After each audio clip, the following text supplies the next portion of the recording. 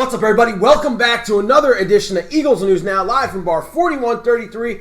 I'm professional wrestler Chris Wilde, and we are just one day away from the big NFC East matchup, live from Lincoln Financial Field, between the Philadelphia Eagles and the New York Giants. So the Eagles had a lot of news today. Let's get right into it with the biggest news of the day, that being that the Eagles restructured the contract of defensive tackle Fletcher Cox, turning $7 million of his salary, a little bit over $7 million, into a bonus. And what that'll do for the Eagles is that frees up about $6 million of cap space. Now, a lot of people are speculating, does that mean that the Eagles will be buyers at the trade deadline? We all know they have needs at running back, linebacker, and corner, and of course, offensive line. Will there be a trade in the works? Is that why they freed up this space?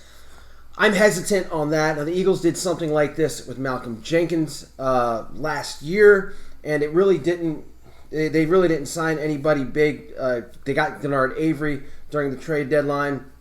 I kind of feel like something similar will happen. They might get a minimal type player. I don't see that this cap space is going to be used for this year. I think it's going to roll over to give them some more leeway next year.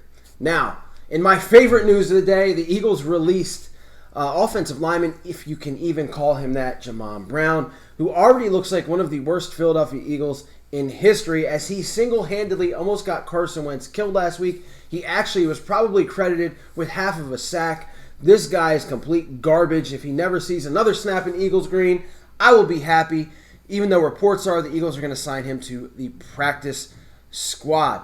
Now, we talk about injuries. We talk about who could probably be on this offensive line for the Eagles. Well, it looks like they might get Lane Johnson back. Knock on wood tomorrow night. That would be huge. Also, Matt Pryor was taken off the COVID-19 reserve list.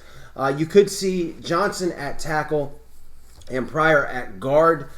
If Lane Johnson can't go, Pryor will probably be at tackle, leaving that guard spot up for grabs. I'm thinking Sua Opeta might get that. Either way, it's better than Jamon Brown, who, like I said, is hot trash. Also, as far as injuries go, I don't believe it until I see it with my own two eyes, but DESEAN Jackson looks like he is actually going to suit up and play wide receiver for the Philadelphia Eagles. That'll be his fourth game in 2 years, if you can even believe that. Again, I don't believe it till I see it, but this will be a huge plus. If he can play all game, having him on the field definitely helps, and maybe even contributing in the return game. Avonte Maddox might also suit up for the Eagles, as he's been limited in practice all week. The Eagles are hurting at cornerback. That'll be a definite good thing for the secondary that is ailing right now. Duke Riley is also going to be back. Again, Duke Riley's more of a special teams guy for me. I would rather not see him at linebacker, but the Eagles are hurting there too, so who knows. In other Eagle news, as far as the practice squad is concerned, they protected two players, tackle Prince Tega and defensive tackle T.Y. McGill. I can see them calling both of them up. The Eagles did sign Jason Kroom. That's the guy that caught the touchdown that nobody knew who he was last week against the Baltimore Ravens. So, a lot of good news here, guys. As far as some guys coming back, again, Lane Johnson to me is the biggest piece. If he can come back and play well, look, let's be honest, Lane Johnson at 50% is better than anything they have at tackle.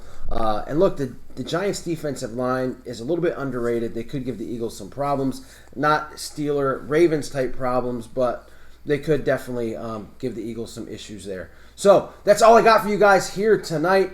Again, stay tuned tomorrow for a couple more videos as we gear up for a big one tomorrow night against the New York Giants. And look, the NFC East is wide open.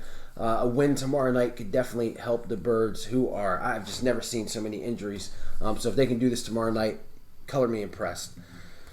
That's it, guys. Stay safe, stay healthy. Go Birds, and I'll see you later. E-A-G-L-E-S Eagles! E-A-G-L-E-S Eagles! I need Eagle Nation to stand.